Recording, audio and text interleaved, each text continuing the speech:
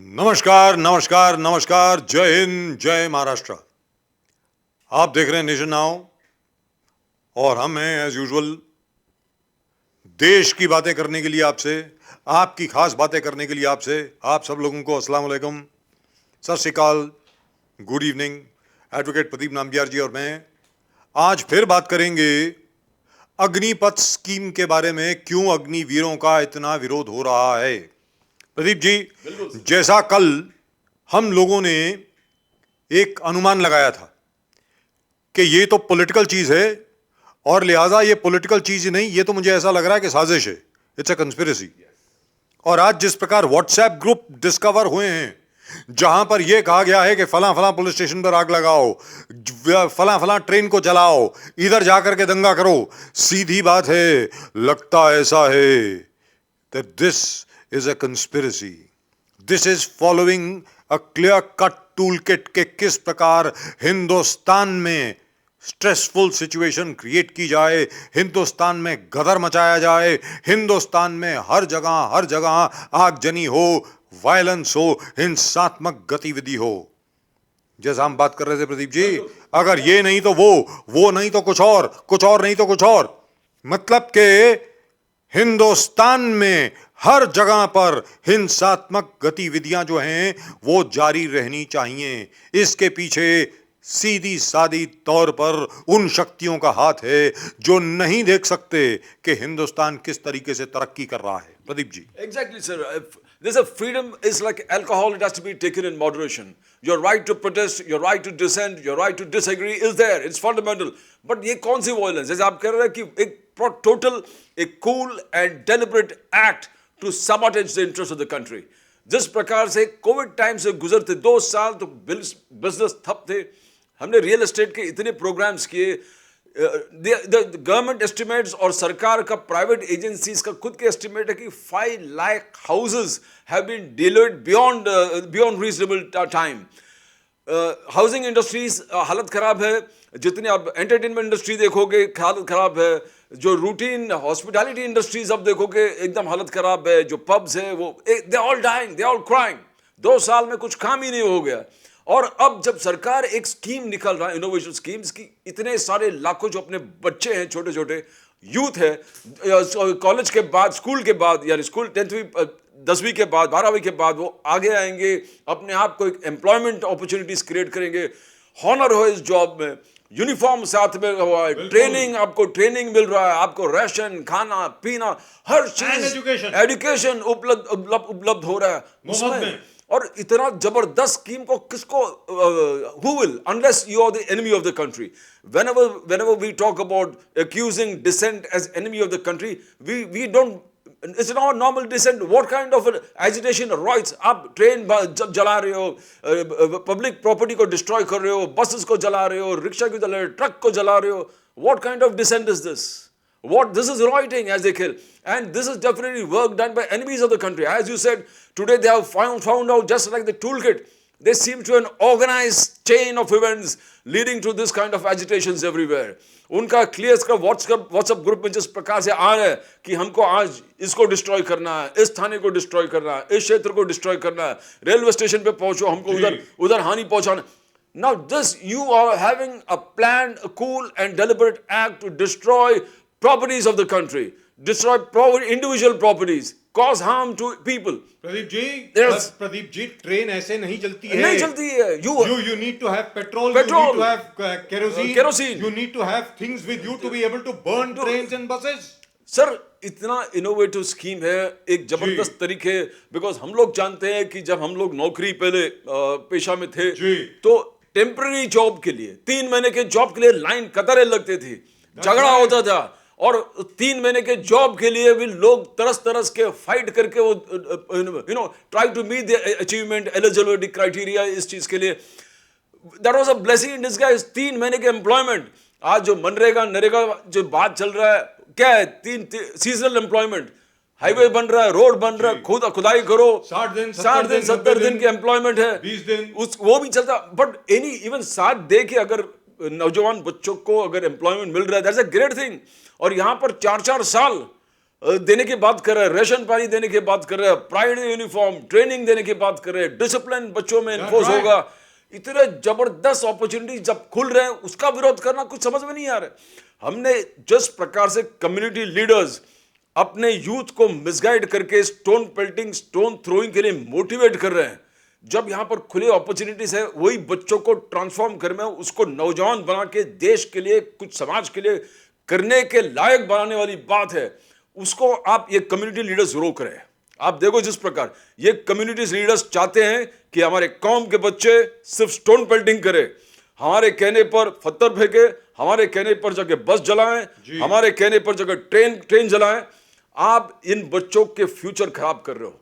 यही कम्युनिटीज के लीडर अपने कौम के बच्चों को गलत रास्ते पे लेके जा रहे हैं। अपने बच्चों को वो नहीं चाहते कि तरक्की करे, वो ये चाहता कि ये जाहिल रहे, वो यही चाहते ये दिमाग में एकदम ये बदबख्त लोग रहे, कुछ सोचे नहीं, अपने हमारे इशारे पे नाचे, और ये एसी के कमरे में रहकर लग्जूरियस अपने आप को, अपने फैमिलीज को महसूस कराते हैं, एंजॉय करते हैं सब फैसिलिटीज, और ये बच्चों को दौड़ा दौड़ा कर जलाते हैं। ये बच्चों का हालत देखो सर, जेल में जाते हैं, पुलिस के लाठी खाते हैं, किसके लिए?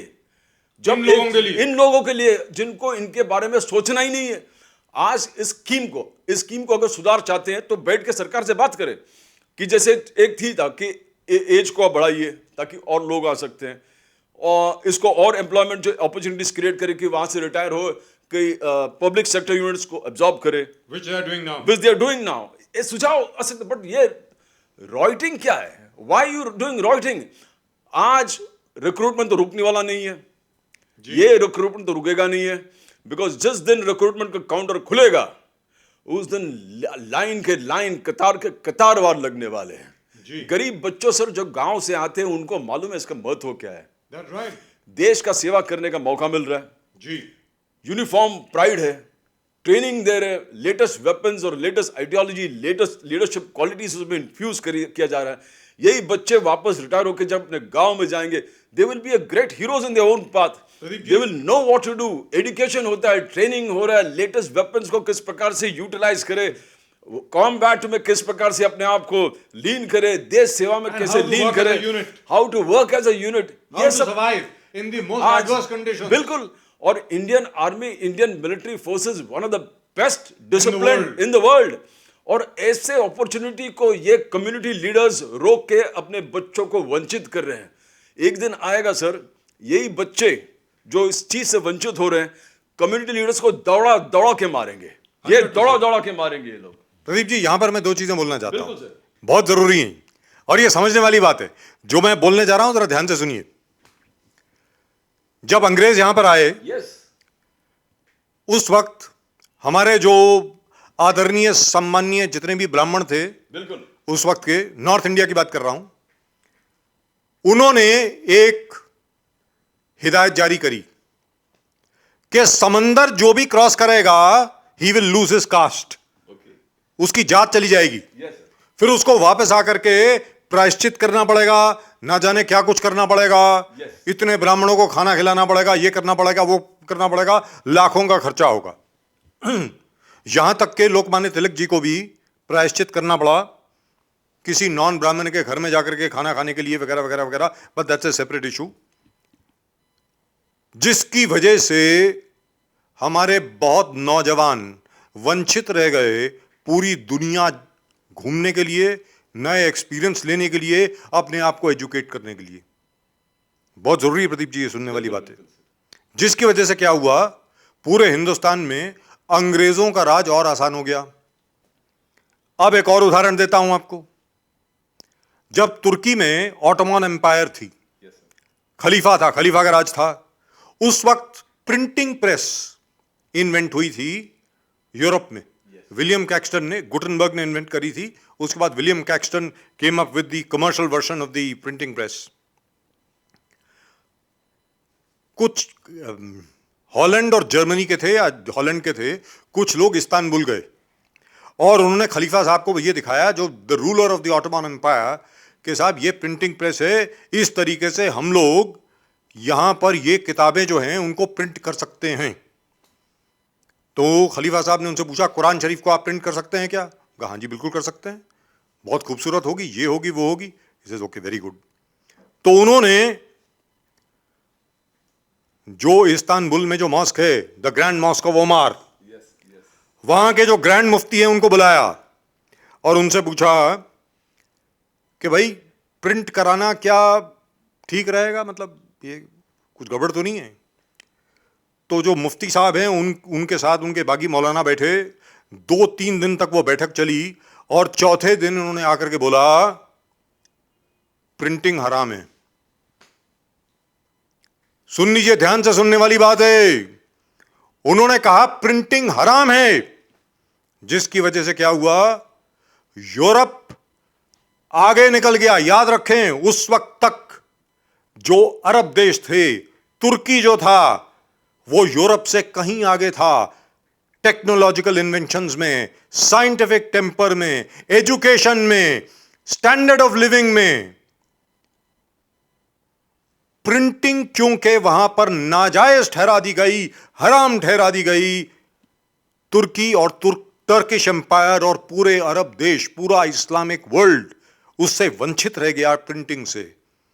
यानी जो किताबें थीं वो बच्चों के हाथों में नहीं आईं। यह सिलसिला कोई 100 साल के करीब चला, 100-150 साल तक, जिसकी वजह से पूरे अरब देश इतने पीछे रह गए। हिंदुस्तान में कास्ट सिस्टम की वजह से, और ये एक जो हिदायत लगा दी गई कि आप अगर समंदर क्रॉस करेंगे तो आपके ऊपर जो है ना जाने कहर टूट जाएगा, भगवान नाराज हो जाएंगे, आपकी जात चली जाएगी, ये हो जाएगा, वो हो जाएगा। और ये उदाहरण मैं क्यों दे रहा हूं, आज आप अग्निपथ स्कीम का विरोध करके जो ग्रैंड मुफ्ती ऑफ इस्तांबुल ने काम किया और यहां के जो पंडितों ने काम किया, आप वही काम कर रहे हैं। आप यहां के बच्चों को उनकी रोजी रोटी से वंचित रख रहे हैं। आप हिंदुस्तान को एक बहुत बड़ी फोर्स, एक जबरदस्त शक्ति जो पैदा होगी इन बच्चों के द्वारा, जो 4-4 साल फौज के अंदर जाएंगे, उससे वंचित रख रहे हैं। यह देशद्रोह का काम कर रहे हैं आप। और दूसरी चीज है प्रदीप जी, जैसे हमने कल भी बात करी थी, अरे इंडियन आर्मी में, एयरफोर्स में, नेवी में शॉर्ट सर्विस कमीशन तो है ही, पहले से ही है। 5 साल के लिए आप सर्व करेंगे, thank you very much, good morning. Short service commission पहले से ही है। उसके ऊपर क्या आपने बसें जलाई हैं? उसके ऊपर आपने ट्रेन जलाई हैं? उसके ऊपर आपने तोड़फोड़ करी है? यह क्या मतलब हुआ? अगर आपको अग्निपथ योजना से कोई आपत्ति है, या तो जैसे प्रदीप जी ने कहा, आप सरकार को अप्रोच करें कि भाई इसको जरा आप चेंज कर दें। क्या किसी ने आपके सर के ऊपर बंदूक रखी और कहा है कि नहीं आपको इसी में जाना ही जाना है? मत जाइए, जाइए जहां पे जाना हो आपको जाइए। अग्निपथ स्कीम द्वारा जो अग्निवीर बनेगा उसको खाना मिलेगा, अकोमोडेशन मिलेगी, यूनिफॉर्म मिलेगी, सैलरी मिलेगी, पास आउट करने के बाद 11.5 लाख मिलेंगे। उसके अलावा आपको ग्रेजुएशन करने को मिलेगा मुफ्त में। इन सब चीजों से क्या आपका दिल जलता है? ईर्ष्या हो रही है आपको? आप घबरा रहे हैं कि हिंदुस्तान वास्तविकता में एक सुपर पावर बन जाएगा पूरे विश्व में। हम तो शुरू से इस बात की हिमायत कर रहे हैं, शुरू से इस बात को बोल रहे हैं कि there should be universal conscription in India, that every Indian male और female child after school, after the age of 18 must serve in the armed forces for at least 2 years. 2 साल तक आर्म फोर्सेस में हर एक बच्चे को, हिंदुस्तानी बच्चे को सर्व करना कंपलसरी होना चाहिए, ताकि उनको मालूम तो पड़े कि जो सरहद पे खड़े हैं हमारे बच्चे, जो फौजी हैं, किस तरीके से इस देश की सुरक्षा और रक्षा कर रहे हैं आपकी। और जो लोग इसका विरोध कर रहे हैं, मैं खुलेआम बोलता हूं, सरेआम बोलता हूं, आप देशद्रोही हैं, आप देशद्रोह का काम कर रहे हैं। आप हिंदुस्तान के बच्चों के साथ, आप हिंदुस्तान की युवा पीढ़ी के साथ आप देशद्रोह कर रहे हैं। And very frankly speaking, the government should take the strictest possible action against them. This is actual sedition, this is where sedition comes in. और जो टूल किट अभी डिस्कवर हुई है कानपुर में कि इस पुलिस स्टेशन को जलाया जाए, यहां पर जाकर के मोर्चा किया जाए, वहां पर ट्रेन जलाई जाए। मैंने जैसे बोला प्रदीप जी, ट्रेन अपने आप नहीं जलती है, 20 लोग इकट्ठे हो जाएं, वो ट्रेन को नहीं चला सकते कैसे जल रहा है? जब तक आपके पास केरोसिन नहीं है और इतने रोड में पत्थर नहीं मिलता है। और इतने बड़े बड़े पत्थर आपके हाथ में आ गए। बसें जला दी, कैसे जला दी? कहां से आया पेट्रोल आपके पास?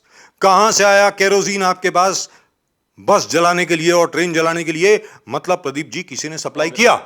Organised crime sir, organised. Sir ये जो लोग बच्चों को गुमराह कर रहे हैं कि आपको नहीं, ये लोग ने कभी जिंदगी में काम नहीं किए हैं। वो आज के बच्चों जो बेचारी गरीब है, जो कॉलेज से निकल के नौकरी नहीं मिलते, उनको मालूम है मुंबई में एक पुलिस कांस्टेबल की नौकरी के लिए एमकॉम जो मास्टर्स किए वो लोग अप्लाई करते हैं, बिकॉज आज गवर्नमेंट नौकरी सबको चाहिए, चाहे वो टेम्परेरी हो। होम गार्ड्स के नौकरी के लिए मास्टर्स डिग्री वाले अप्लाई कर रहे हैं। आज ये हालत है इस देश का। They don't get a salary. They don't get a salary. They don't They get get a salary after 3 months, 4 sir months. इतने आप देखोगे मुंबई के जो ट्रैफिक में वार्डन्स होते जी। हैं, वो आपको मैक्सिमम ग्रेजुएट्स लेंगे, graduates, and what pitiable salary they are getting. Yes. But still भी वो जाते हैं बिकॉज नौकरी है ही नहीं। Correct. नौकरी नहीं। ये जो लोग मिसगाइड कर रहे हैं, ये जो नेता लोग लोगों को मिसगाइड, बच्चों को मिसगाइड कर रहे हैं, और स्पेशली एक कौम को, बच्चों को मिसगाइड कर रहे हैं कि आपको जाना नहीं है, ये आरएसएस के ये बनेंगे और ये उसके ये संघ का आइडियोलॉजी है। कौन सा संघ का आइडियोलॉजी? बच्चों को यूनिफॉर्म दे रहे, सरकार का नौकरी है, सरकार अपने अपना आर्मी में कौन से आरएसएस आ गए, कौन से कांग्रेस आए, कौन से बीजेपी आए, आर्मी कमांड में होगा ये बच्चे। ये जो लोग भड़का रहे छोटे छोटे बच्चों को, वो बच्चों, नंबर वन, ये लोग कभी काम नहीं किए सर जिंदगी में। इनको सब ऐशो आराम, सब कुछ था, खाना पीना, लग्जरी में घूमना, लोगों को भड़काना, इधर उधर भड़का देने का उनको रेलवे स्टेशन। तो इनको सिर्फ ये लोगों को, बच्चों को गुमराह करके अपने पॉलिटिकल टूल बना के इनको इस्तेमाल करना है। ये नहीं चाहता कि ये लोग अपने वतन के लिए कुछ काम करे, अपने समाज के लिए कुछ काम करे, अपने घर वाले उसे प्राउड हो, उन पे नाज हो, इन बच्चों पर ऐसे काम इनसे करने नहीं देंगे, करने नहीं देंगे। These people want to destroy the future. They want to destroy the future of the youth. The youth आज सर नौकरी नहीं है। आप देखो रियल एस्टेट के हम लोग इतने काम कर रहे हैं लोगों के समस्याओं को दूर करने के लिए, 10-10 साल 15 साल, एक के बाद पैंडेमिक आ गया, ये अलग अलग विषय पर काम नहीं है, बिजनेस नहीं है, सेल नहीं है। यहाँ पर एक ग्लोरियस अपॉर्चुनिटी है, लोगों को नौकरी मिल रहा है, इज्जत का नौकरी है जी, यूनिफॉर्म, ट्रेनिंग, और training army, as we discuss, one of the best, Indian army, Indian military is one of the best in the world. आपको इसका एक देखो, आप जो बच्चे पत्थर फेंकने में आप इसको इस्तेमाल कर रहे हैं, ये लोग 6 बजे उठेंगे, अपने यूनिफॉर्म पहनेंगे, अपने एक डिसिप्लिन के माध्यम से अपने आप को ट्रेन करेंगे, पीटी होगा, योगा होगा, एक्सरसाइज होंगे, वो गन्स हैंडल करेंगे, अलग अलग वेपन्स सिस्टम में, सिग्नल्स, कंप्यूटर्स, इसमें अपने आप को लीन करेंगे। ये नेता लोग नहीं चाहते कि ये बच्चे ये सब करे। ये नेता लोग चाहते कि ये पत्थर लेके जाहिल बना करे, लोगों के घर तोड़ दे, गाड़ी तोड़ दे, और पुलिस उनको मारे, फिर उनका फ्यूचर खराब कर दे, और वही करके ये लोग वही भाषण, वही ऑफिस के बाहर पड़े रहते हैं। देखो उनको यस अत्याचार हो गए, बच्चे वही पड़े रहते हैं, इनके ऑफिस के बाहर पड़े रहेंगे, और फिर इन लोग इन्हीं बच्चों को इसी काम के लिए अपने पॉलिटिकल टूल बना के इस्तेमाल करें ना। हमारे बच्चे एक दिन आप ऐसे कम्युनिटी लीडर्स को दौड़ा के मारेंगे। That is going to happen because ये सर ये रिक्रूटमेंट प्रोसेस, आज गरीबी है पूरे देश में, और जितने भी सरकार ने वैकेंसीज भी खोले हैं, आप पूरे देश के माहौल देखेगा बहुत कम है, और इस नौकरी के लिए झगड़ा होने वाला है, मारपीट होने वाले, लंबे लंबे कतारें जो पहले हम देखते हैं वही होने वाला है, बिकॉज आज की स्थिति और गंभीर है। ये if you see even before the pandemic 2014 onwards या 2012 onwards, तो जनरली देश में एम्प्लॉयमेंट अपॉर्चुनिटीज हुआ ही नहीं है। There was no real employment opportunities in the whole, in fact after 2011 every year coast guard का रिक्रूटमेंट होता था, अलग अलग रिक्रूटमेंट होता था, गवर्नमेंट सर्विस का रिक्रूटमेंट होता था। I was from Air India, every year there used to be a recruitment in Air India. For the past 10 years ago, 10 साल से कुछ रिक्रूटमेंट ही नहीं है। लोग भटक रहे, वही जो रिटायर कर रहे हैं उन्हीं को रखे हैं, नए लोगों को एम्प्लॉय नहीं कर रहे हैं। आज के बच्चे जाएंगे कहाँ? यहाँ पर एक ग्लोरियस अपॉर्चुनिटी हो गया और उसके लिए विरोध हो रहा है। और ये जिस प्रकार से एक cool and deliberate act and organised crime के माध्यम से एक बच्चों के फ्यूचर को खराब करने वाली बात है, उसको I think this process is not going to stop. It shouldn't. This is one of the biggest recruitment drive, and any political party who's running the government will take advantage of it. मगर आप political अपने experience के लिए बच्चों का future खराब करना, ये this is something that is not compromisable, not understandable, it's beyond a reasonable doubt. Why is it reprehensible? Why is it happening? Why is it happening? Why you want to destroy the future of the children for your political expediency? And the worst part is over here, Pradeep ji, political parties, matured political parties, are actually asking the government to withdraw the scheme. What nonsense! What nonsense are you talking? Aren't you ashamed of yourself? Kids are going to get employed for about 4 years. What are you scared of? I'll tell you what you guys are scared of. जो प्रदीप जी ने बात करी, आपको डर किस बात का है? मालूम है किस बात का डर है? ये बच्चे जब फौज में जाएंगे ना, इनकी आंखें खुल जाएंगी. ये पढ़ लिख जाएंगे, भले वो हिंदू हो, सिख हो, मुसलमान हो, ईसाई हो, यहूदी हो, पारसी हो, जो भी हो, जैन हो, बौद्ध हो. इस पॉलिटिशियंस के चुंगल से भाग जाएंगे. That's it. हम लोग इतने साल इनके पीछे पड़े, आज हमारा रास्ता खुल गया. और यही बच्चे जो आपके दफ्तरों के आगे पड़े रहते हैं ना, जिनका आप इस्तेमाल करते हैं तोड़फोड़ करने के लिए, यही बच्चे तुमको देख करके बोलेंगे अब मैं फौजी हूं, ये मेरी यूनिफॉर्म है, जय हिंद, और आपके सामने से अपनी नाक उठा करके निकल जाएगा. इसका डर है आपको, इस बात का डर है आपको कि इन बच्चों में स्वाभिमान आ जाएगा.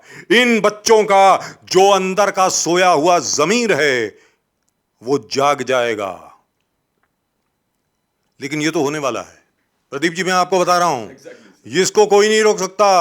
जिस दिन अनएम्प्लॉयमेंट इन दिस नेशन, जिस दिन काउंटर खुल गया तो लाइन कगार लग जाएंगे सर. मैं आपको बोल रहा हूं, जिसको वंचित कर रहे हैं वही उन लोगों को दौड़ के मारेंगे. लाखों की लाइन लगेगी. और ये 400-500 की भीड़ जो आप रोज इकट्ठा कर लेते हैं ना, ये जो लाखों की भीड़ है, ये पकड़ पकड़ के दौड़ा के मार के दुम्बा बना देगी आपका. याद रख लीजिए. एक बार फिर बोलता हूं, देशद्रोह का काम मत करो. ये नेशन बिल्डिंग का काम है, जबरदस्त काम है. और जिसने भी स्कीम लाई हो, अगर ये डॉक्टर मनमोहन सिंह भी स्कीम लाते, हम उसका बिल्कुल भरपूर समर्थन करते. क्योंकि नरेंद्र मोदी लाए हैं स्कीम ये, इसलिए आप इसका विरोध कर रहे हैं. लानत है आप पे, शर्म आनी चाहिए आपको. अगर आप हिंदुस्तानी हैं, अगर आप भारतीय हैं, अगर आप में देश प्रेम है, तो जरा जाग जाइए, जाग जाइए. प्रदीप जी, खत्म करने के पहले एक चीज मैं जरूर कहूंगा. आपको याद होगा, कैमरामैन साहब आपको भी याद होगा, वसीम साहब, आधार कार्ड याद है? जब यह कहा गया आधार कार्ड को बैंक अकाउंट से लिंक करो, ओ हो, क्या विरोध हो गया साहब पूरे देश में. पता नहीं ये हो जाएगा, वो हो जाएगा, वो हो जाएगा.